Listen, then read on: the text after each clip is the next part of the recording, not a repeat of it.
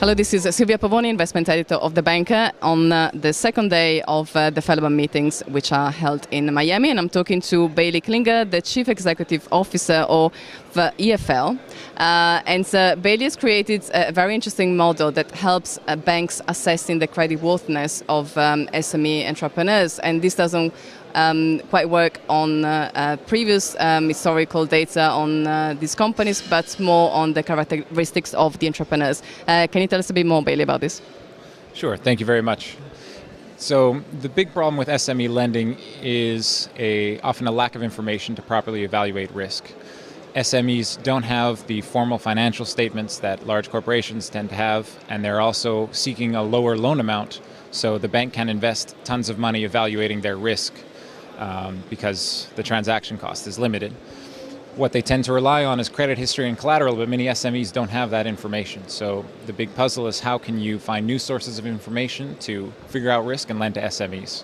What we've done is developed a tool that, instead of looking at historical information, we look towards the future and the future earning potential of the entrepreneur by evaluating their ability as an entrepreneur, by looking at those characteristics of the individual, including their psychological profile, their skills, their level of intelligence, and their honesty and character, in a structured way using what's called psychometrics, which are basically tests of any of those dimensions.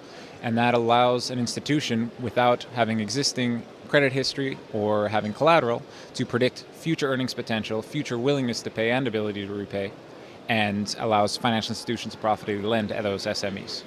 And the bank, of course, is very keen to monitor how close banks are to the SME segment. And we did notice recently that a few of the banks that we've been in touch with, especially in Africa and some in Latin America as well, did mention using a model, this model, and applying this to their SME clients. I was wondering how well the model scored in the first trial, and how much bigger do you think this it will be in the future, the take-up from these regions and future regions in the future?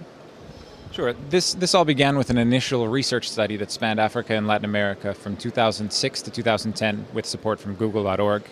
And the results of that research study were interesting but unproven in practice. And so, as you said, we've now moved to implementation, and now we have results actually from rolling out the tool and making new loans against it.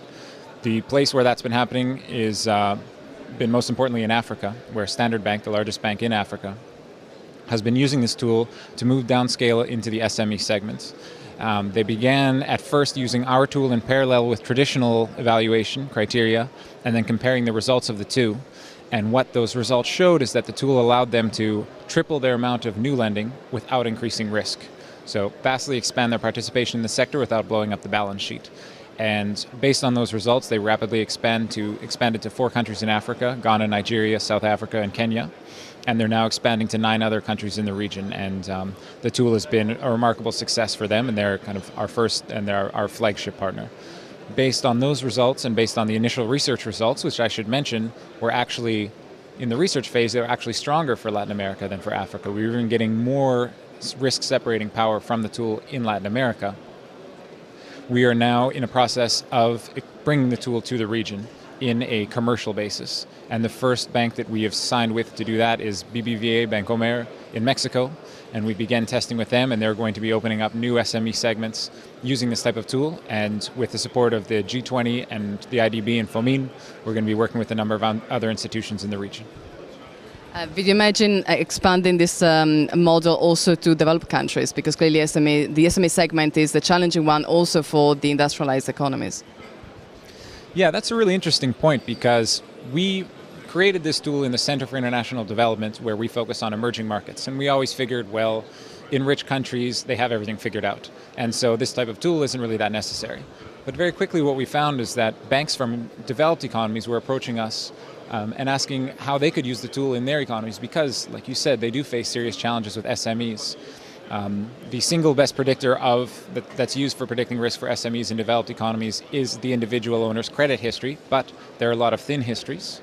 And there's a lot of individuals that don't have that kind of information, particularly individuals who tend to go into entrepreneurship. Think about immigrant communities who don't have that credit history, or low-income individuals who tend to be very entrepreneurial. And so there are quite a few financial institutions in developed economies that also want to try it out to specifically target those segments as an area for growth, as well as complement existing information, because one of the benefits of this type of tool is that it's not doesn't necessarily have to replace what's done up until now.